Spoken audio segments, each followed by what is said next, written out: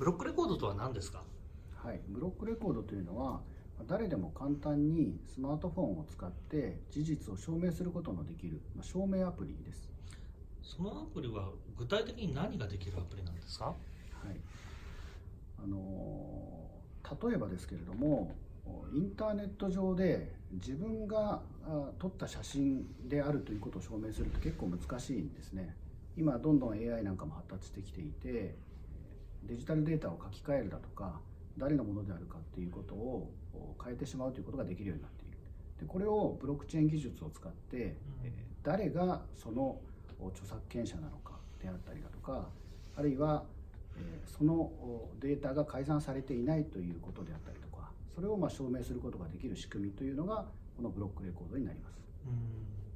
そう具体的にどんなものが証明されると考えているんですか？はい、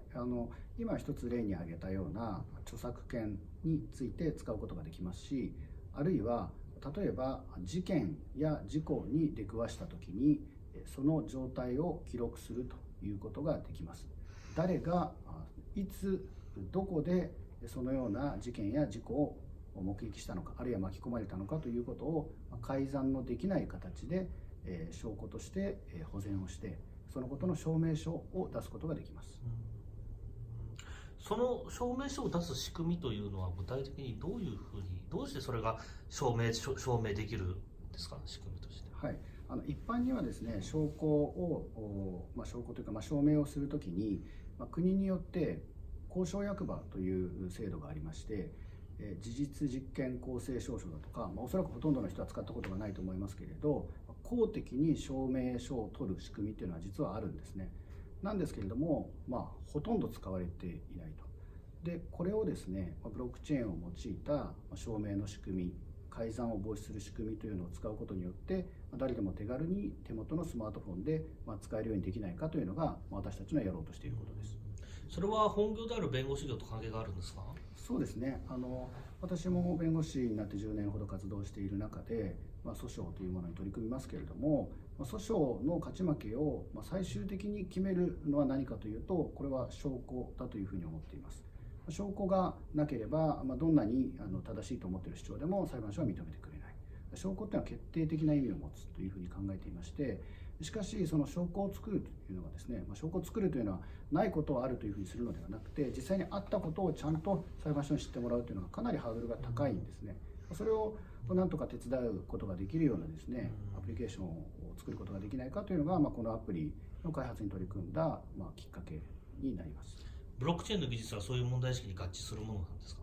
そうですね、ブロックチェーンというのは分散型のデータベースですけれども、その中に書き込まれたことというのが改ざんされないということを担保できる仕組みなので、これは証拠の保全という目的には非常に合致したテクノロジーだなというふうに思っています。今までそういうことはできなかったんですか？ブロックチェーンでは。ブロックチェーンというか、分散型の台帳技術というもの自体が使われるようになったのは最近のことなので、それまでの間は先ほど申し上げたような、公的な証明の仕組みを用いるということが一般的だったかというふうに思います。分散型の仕組みを使ったとしても防げない嘘はあるんですか？はい、もともとですね、意図的に嘘を書き込むということ自体をブロックチェーンは保証できるわけではないですね。あくまで書き込まれたものが誰によって書き込まれたか、あるいは書き込まれた時から改ざんされていないということは、ブロックチェーンによって証明できるんですけれども、そもそも書き込まれた時点で虚偽であったということに対しては、ブロックチェーンは何かそこに関して手立てを持っているわけではありません。そういった事実が氾濫する中で、このアプリが目指す世界像というのはどういうことですか？公共という言葉がありますね。で公共っていうのは公というものと、共にという意味の共という、2つのもの、2つの概念が合わさっているわけですけれども、これまでこういった証明というようなことに関しては国家権力というものを背景にした公の色彩、だから公証人、公証役場ということが中心になってきたんですけれども、技術の進歩によって共の部分ですね、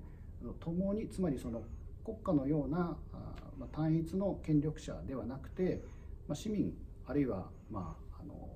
市民ですね、市民が連携をしてですね、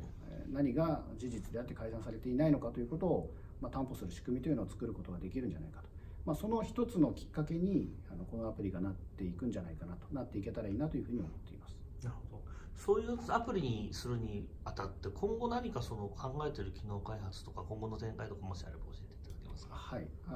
一つのポイントが、秘密鍵というものだと思っています。で、今回このアプリの中で秘密鍵というものが導入されていまして、これはどういうことかというと、ブロックチェーン上でその人がその人であるということのアイデンティティそのものが秘密鍵という形で表現されています。で、このアプリを導入することによって皆さんのスマホの中に皆さんそれぞれの秘密鍵というものを持ってもらうことになりますので、これを利用してですね、いわゆるウォレットと言われるような形で仮想通貨を保持したり、あるいはそれを誰かに対して送金したり、あるいは受け取ったりということができるようになります。で、これとですね、ブロックチェーンを使った改ざんできないという性質を組み合わせると、いわゆるスマートコントラクトと言われるようなですね、契約をブロックチェーン上で締結をして、でそれに基づいて自動的に財貨の移転であったり権利の移転であったりというようなことが実現できる社会っていうのが遠からず到来するんではないかなと思っていまして、このアプリはそういったスマートコントラクトの社会に向けた第一歩になるんじゃないかなというふうに思っています。最後に何か一言あれば。ぜひ使ってみてください。ありがとうございました。